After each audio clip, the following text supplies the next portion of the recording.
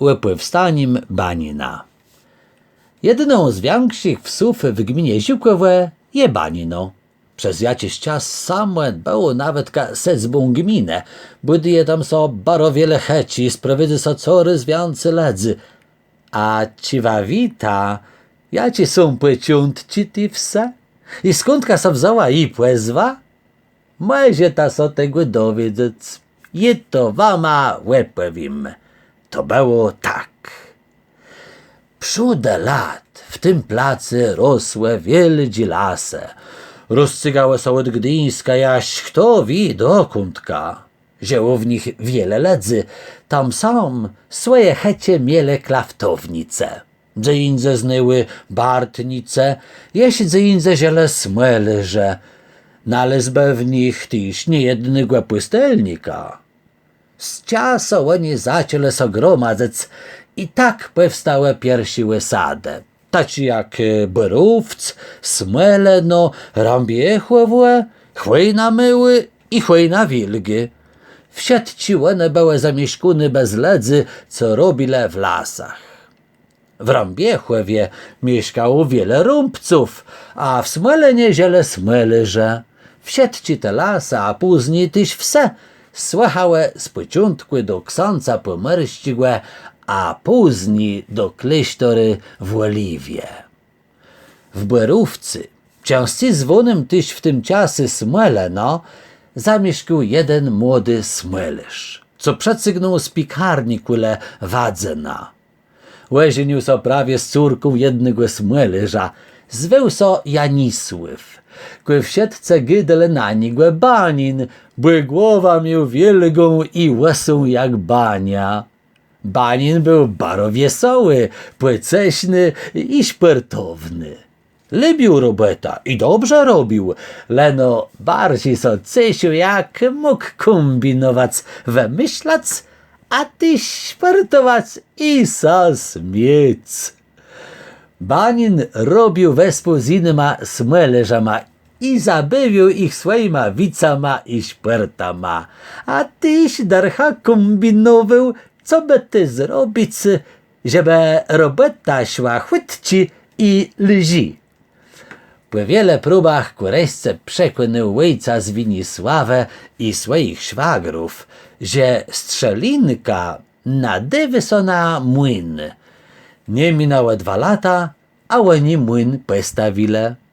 Miele z tego jakąś korzystkę było na wiksi, ciejby w koło Borówca było więcej płelów i zbłezigłe, a nie wnet same lasy. Banin ze szwagrama musieli dalej robić w lesie smyło i pik. Jednego dnia, ci oni prawie scynęli wielkiego byka, przedekł do nich jeden łejisz i wrześcił, żeby flot nekaleretac ksąca. Jego kuń co zagalopływał i wnekył na bagna. Zary łestawili robota i zaś tut byle na placy. Łyzdrzele leno kuńską głową i młeckłe cygniętą sieją. Na kłyni sedzu książio zanurzone w bagnie po same pierse. Nikt ze stojących w lesie nie mógł so do niego dostać, bo grind był taci grząsci, że kto na nie stąpił, zaraz so zapydył. Tak tej na łeciach łejów gdyńści książę odchydył z tego świata, a oni nie mogli na to nic poradzeć. Jak Banin to wyzdrzył, zary wiedzą, co trzeba robić. Nakazał siedźcima rąbić grebe gałąze i wykładać je tak na bagnie, a płysewać so w stronę ksąca.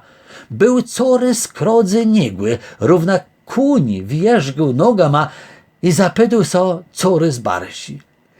Niechle książa so nie rechy, łeł Banin.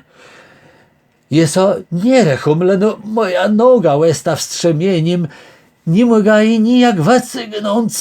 Mój kuń so zapydy, a je mat z nim, odrzekł książę.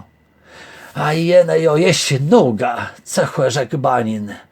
Jeden z rycerzów casnął mu mieć. Banin zanurzył go w kale, a sikał za rzemienia, do jakiego było przepięte strzymia. Nie było to letcie zadanie, bo Banin to był sposobny chłop I udało mu się łatcąc Rzymio, zanim kuń ksąca zdzinu w bagnie.